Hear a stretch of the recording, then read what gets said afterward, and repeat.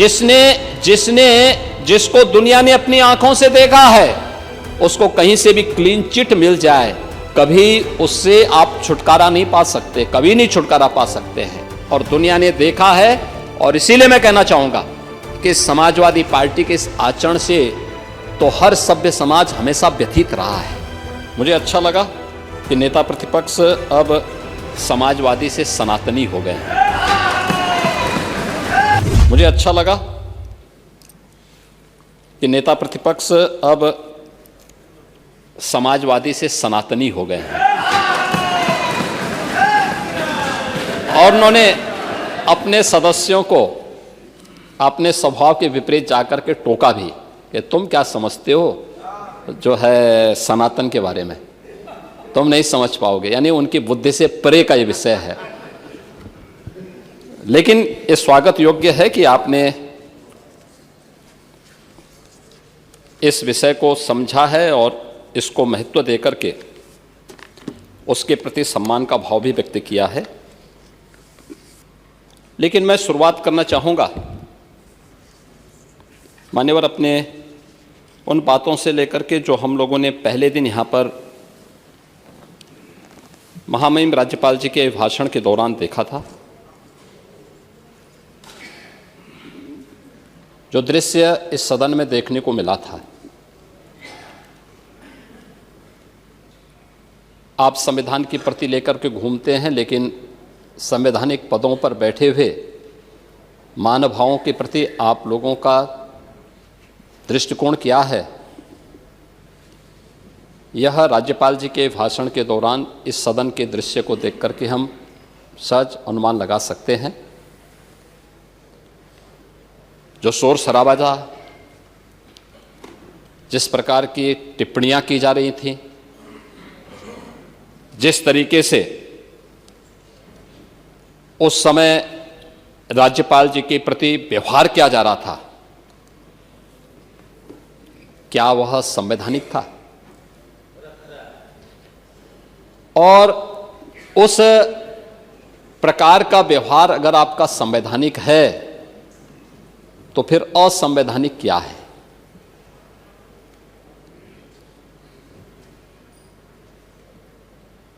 आप लोग भाषण बहुत देते हैं,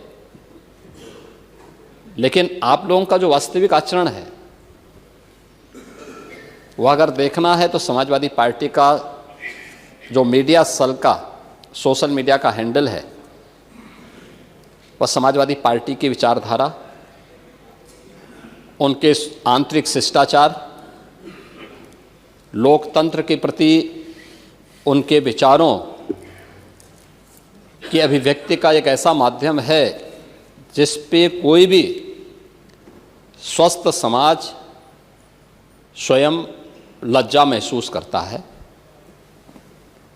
और दूसरों को आप उपदेश देते हैं। महोदय,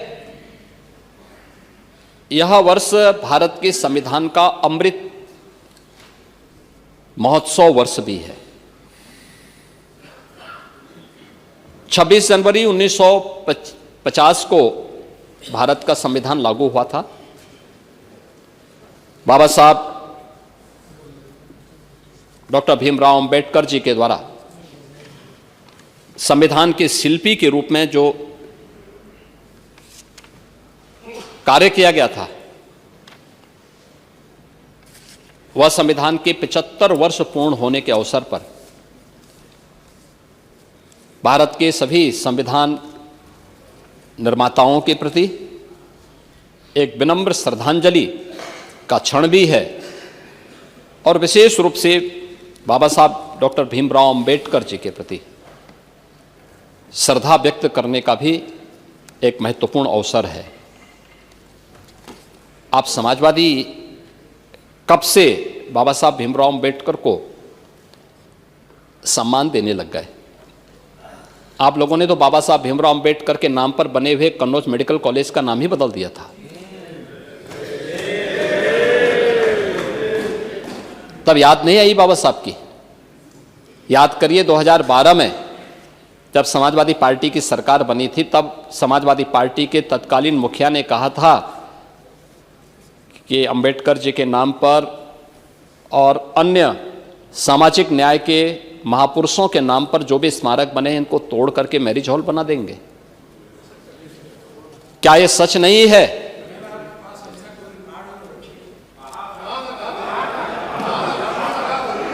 क्या यह सच नहीं है? क्या यह सच नहीं है कि उस दौरान समाजवादी पार्टी ने न केवल बाबा साहब भीमराव अंबेडकर के नाम पर बल्कि मान्यवर कांसीराम के नाम पर लखनऊ के भाषा विश्वविद्यालय का भी नाम बदल दिया था।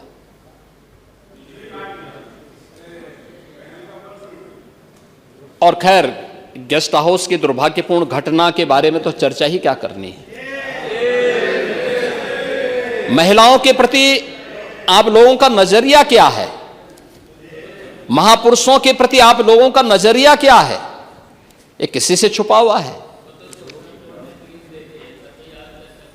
अब देखिए, जिसको दुनिया ने देखा है,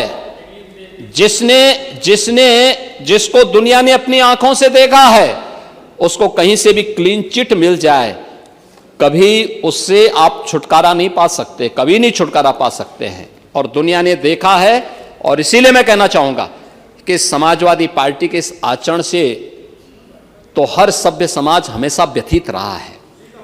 आप किस बात की बात करते हैं? और बाबा साहब भीमराव अंबेडकर से जुड़े हुए पंच तीर्थों का निर्माण यह भारतीय जनता पार्टी की सरकार में प्रधानमंत्री मोदी जी के द्वारा ही किया गया।